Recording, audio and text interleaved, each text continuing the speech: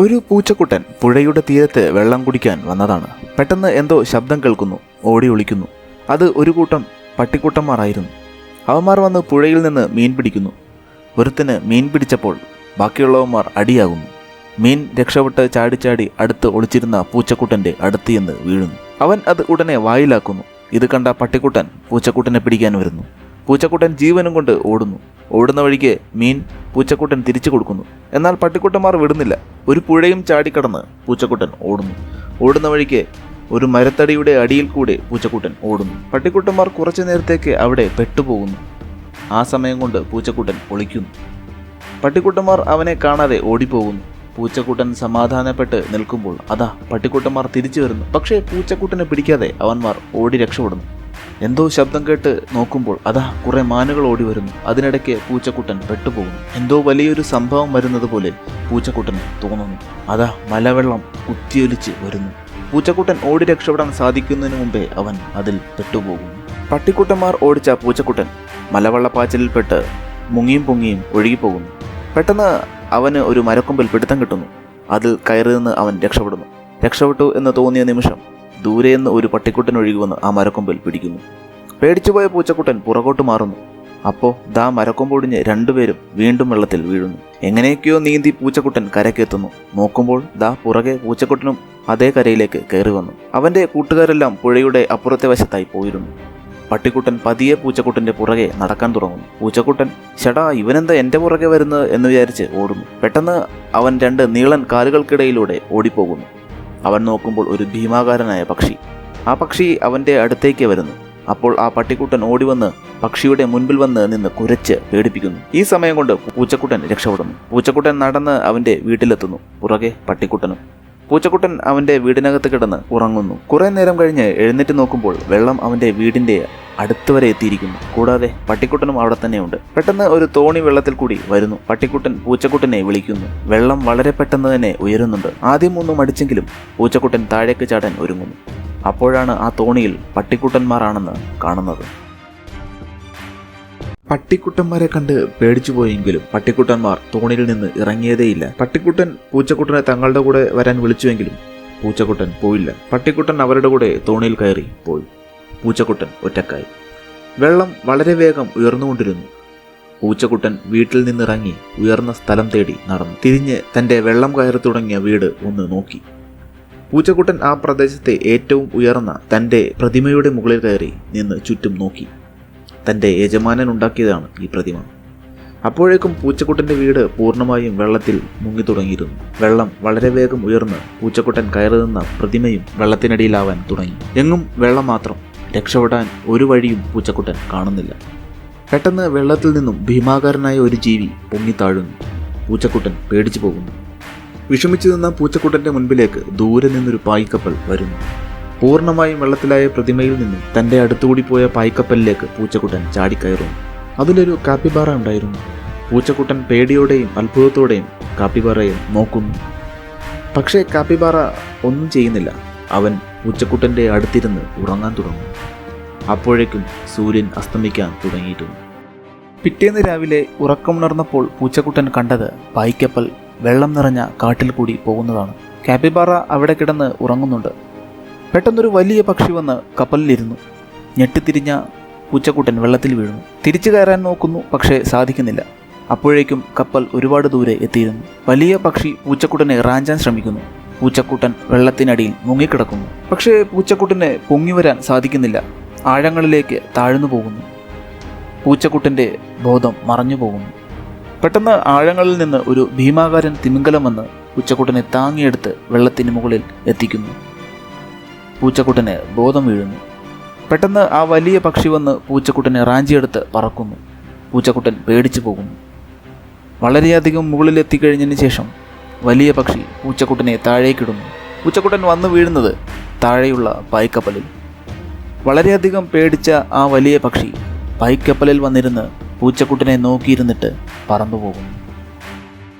പൂച്ചക്കുട്ടനും കാപ്പിബാറയും കാട്ടിൽ കൂടി കപ്പലിൽ ഇങ്ങനെ ഒഴുകുകയാണ്.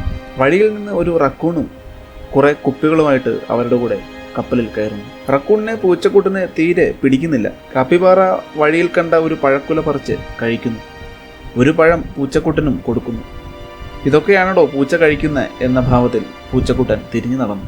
കുറേ ദൂരം സഞ്ചരിച്ച് അവർ ഒരു കരയിലെത്തുന്നു. അവിടെ അവരെല്ലാം ഇറങ്ങുന്നു. പെട്ടെന്നതാ ദൂരെ നിന്ന് നമ്മുടെ പട്ടിക്കുട്ടൻ ഓടി വരുന്നു. സന്തോഷം കൊണ്ട് പൂച്ചക്കുട്ടന് ചുറ്റും കിടന്ന് ഓടാൻ തുടങ്ങി.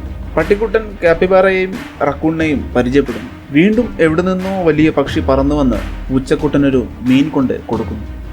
അവനത് കഴിക്കാൻ അടുത്തപ്പോൾ വേറൊരു വലിയ പക്ഷിയും കുഞ്ഞും വന്ന് ആ മീനെടുത്ത് പറന്നു പോകുന്നു. പൂച്ചക്കുട്ടൻ ഒരു കുന്ന് കയറി നോക്കുമ്പോൾ അവിടെ ഒരുപാട് പക്ഷികൾ നിൽക്കുന്നു. പെട്ടെന്ന് പട്ടിക്കുട്ടനും റക്കൂണും കൂടി ഓടി വന്ന് പൂച്ചക്കുട്ടനെയും ഇടിച്ച് താഴേക്ക് ഉരുണ്ടു വീഴുന്നു. അതിലെ നേതാവായ വലിയൊരു പക്ഷി അവരെ ആക്രമിക്കാൻ വരുന്നു. പൂച്ചക്കുട്ടൻ ഓടി രക്ഷപ്പെടാൻ ശ്രമിക്കുന്നു. എന്നാൽ വെള്ളം ചുറ്റുമുള്ളതിനാൽ കൂടുതൽ ഓടാൻ കഴിഞ്ഞില്ല. പക്ഷികൾ അവനെ ആക്രമിക്കാൻ വരുന്നു. എന്നാൽ നേരത്തെ പൂച്ചക്കുട്ടിനെ പല പ്രാവശ്യം രക്ഷിച്ച പക്ഷി അവരെ എതിർക്കുന്നു. അവർ തമ്മിൽ അടിയാകുന്നു. ഒടുവിൽ ആ പക്ഷിയെ നേതാവായ പക്ഷി തോൽപ്പിക്കുന്നു. എന്നിട്ട് അവിടുന്ന് ആ പക്ഷിയെ കൂട്ടാതെ പറന്നു പോകുന്നു. ഈ പക്ഷിക്ക് ചിറകിന് പരിക്ക് പറ്റിയതിനാൽ പറക്കാൻ സാധിക്കുന്നില്ല. പിന്നീട് അവരെല്ലാവരും ഒരുമിച്ച് ഒരു കപ്പലിൽ കയറി അവിടുന്ന് യാത്രയാകുന്നു. എല്ലാവരും ഒരു ബോട്ടിൽ എങ്ങോട്ടോ ഒഴുകിക്കൊണ്ടിരുന്നു. പിറ്റേന്ന് അവർ വേറൊരു ബോട്ടിൽ കുറെ റക്കൂണുകളെ കാണുന്നു. അവർ ഒഴുകി ഒരു പുരാതന നഗരത്തിൽ എത്തുന്നു. അതിനകത്തൂടി അവർ ഒഴുകുന്നു. പട്ടിക്കുട്ടൻ റക്കൂണിന്റെ ഗ്ലാസ് ബോൾ എടുത്ത് കളിക്കാനായി പക്ഷിക്കുട്ടന് ഇട്ടുകൊടുക്കുന്നു. പക്ഷിക്കുട്ടൻ അത് തട്ടി വെള്ളത്തിലിടുന്നു. റക്കൂണും പക്ഷിക്കുട്ടനും അടിയാകുന്നു. അതിനിടെ പൂച്ചക്കുട്ടൻ വെള്ളത്തിൽ വീഴുന്നു. ഒപ്പം കാപ്പിബാറയും. അപ്പോൾ ബോട്ട് ഒരു മരത്തിൽ തട്ടി നിൽക്കുന്നു. കാപ്പിബാറ നീന്തുന്നത് കണ്ട് പൂച്ചക്കുട്ടനും ഒരു കൂട്ടം മീനുകൾക്കിടയിലൂടെ നീന്തുന്നു. പൂച്ചക്കുട്ടനും കാപ്പിബാറയും വെള്ളത്തിൽ എന്തോ കൊണ്ട് പെട്ടെന്ന് ബോട്ടിലേക്ക് കയറുന്നു. അത് ഭീമാകാരൻ തിമിംഗലമായിരുന്നു. അവൻ ഉയർന്ന് ചാടുന്നു. അതിന്റെ തിരയിൽപ്പെട്ട് ബോട്ട് മരത്തിൽ നിന്ന് പിടിവിട്ട് വീണ്ടും ചലിക്കാൻ ആരംഭിക്കുന്നു. കുറെ ദൂരം പോയി കഴിഞ്ഞപ്പോൾ പൂച്ചക്കുട്ടന് വിശക്കാൻ തുടങ്ങുന്നു. അവൻ വെള്ളത്തിലേക്ക് ചാടി കുറെ മീനുകളെ പിടിക്കുന്നു. അതിലൊന്ന് പട്ടിക്കുട്ടനും കൊടുക്കുന്നു. മഴ പെയ്യാൻ തുടങ്ങുന്നു. പെട്ടെന്ന് അവർ പട്ടികളുടെ ശബ്ദം കേൾക്കുന്നു. നോക്കുമ്പോൾ ഒരു ടവറിൽ പട്ടിക്കുട്ടന്റെ കൂട്ടുകാർ നിൽക്കുന്നത് കാണുന്നു. അവർ അങ്ങോട്ടേക്ക് ബോട്ട് അടുപ്പിക്കുന്നു. അവരെയും ബോട്ടിൽ കയറ്റുന്നു. അവന്മാർ വന്ന് അവിടെയുള്ള റക്കൂണിന്റെ സാധനങ്ങൾ നശിപ്പിക്കാൻ തുടങ്ങുന്നു. അവന്റെ കണ്ണാടി അവന്മാർ പൊട്ടിച്ചു കളയുന്നു. മഴയുടെ ശക്തി കൂടുന്നു. ബോട്ട് ഒരു കൂറ്റൻ കൽത്തൂണുകളുടെ അടുത്തെത്തുന്നു. അപ്പോഴേക്കും കൂറ്റൻ തിരമാലകളും വരുന്നു. പക്ഷിക്കുട്ടൻ പെട്ടെന്ന് എങ്ങോട്ടോ പറന്നു പോകുന്നു. തിരമാലയിൽപ്പെട്ട് ബോട്ട് ഉലഞ്ഞപ്പോൾ പൂച്ചക്കുട്ടൻ വെള്ളത്തിൽ വീഴുന്നു. അവൻ നീന്തി അടുത്ത് കണ്ട പാറയിലേക്ക് കയറുന്നു. ബോട്ട് ഒഴുകി ദൂരെ എത്തിയിരുന്നു. പൂച്ചക്കുട്ടൻ അവിടെ കണ്ട സ്റ്റെപ്പ് കയറി കൽത്തൂണിന്റെ മുകളിലേക്ക് കയറാൻ തുടങ്ങുന്നു. മുകളിലെത്തിയ അവൻ അവിടെ പക്ഷിക്കുട്ടനെ കാണുന്നു. പെട്ടെന്ന് വെള്ളത്തുള്ളികൾ മുകളിലേക്ക് ഉയരുന്നു.